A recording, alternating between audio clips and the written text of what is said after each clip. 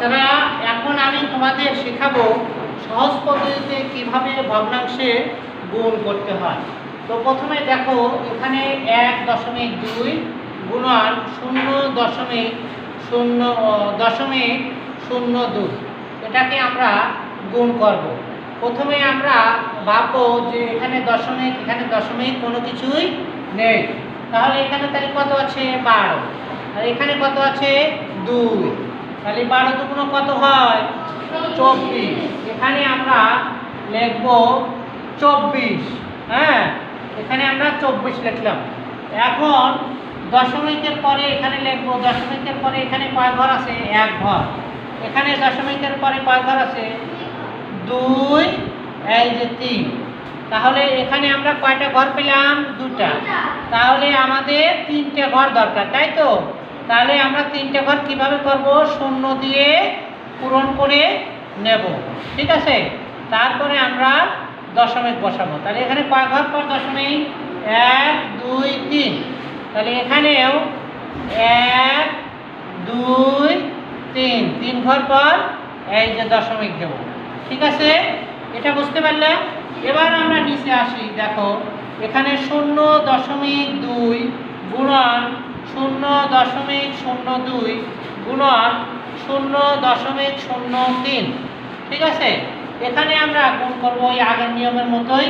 প্রথমে আমরা ভাববো যে কোনো সংখ্যাতেই দশমিক নেই, তাহলে সেক্ষেত্রে আমরা এখানে কত পাচ্ছি 2, এখানে কত পাচ্ছি 2, এখানে কত পাচ্ছি 3, তাহলে 2 দুগুণ কত 4, 3 4 12, এখানে আমরা 12 লিখবো, ঠিক আছে? একটু দূরে লিখবো 12, কিন্তু এখন আমরা দশমিক কোথায় বসাবো, তাই তো?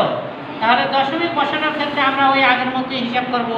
এখানে 1 ঘর পর দশমিক, এখানে 2 3, তারপরে 4 5, তাহলে মোট কয়টা হলো 1 2 3 4 5, তাহলে এখানে আমরা পেয়েছি 2টো ঘর।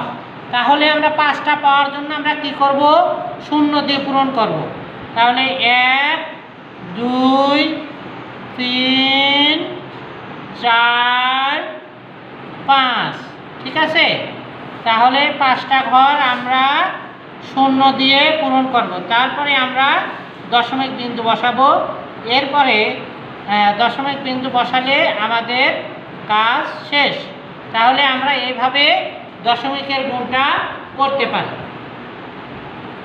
তাহলে তোমাদের একটা এক্সাম্পল দিলাম, এই উদাহরণটা তোমরা খাতায় করবে। হ্যাঁ, এই উদাহরণটা তোমরা খাতায় করে দেখাও।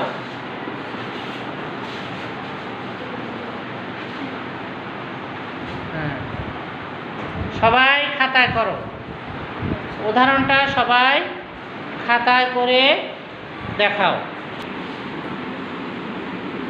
খুবই সুন্দর, ভেরি গুড, ভেরি গুড। হ্যাঁ, গুড।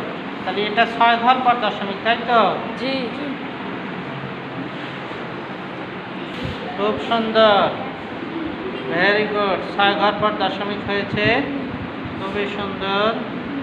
হ্যাঁ, ভেরি গুড, ভেরি গুড। আমার দেখি, হ্যাঁ, ভেরি গুড। সবাই পেরেছো, ধন্যবাদ।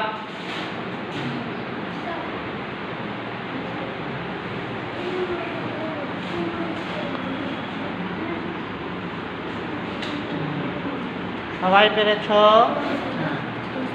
তাহলে সবাই বুঝতে পারছো তো? কেমন লাগলো? এখন থেকে দশমিকের গুণ যত বড়ই থাক করতে পারবা? আর কোনো সমস্যা হবে? ঠিক আছে, ধন্যবাদ।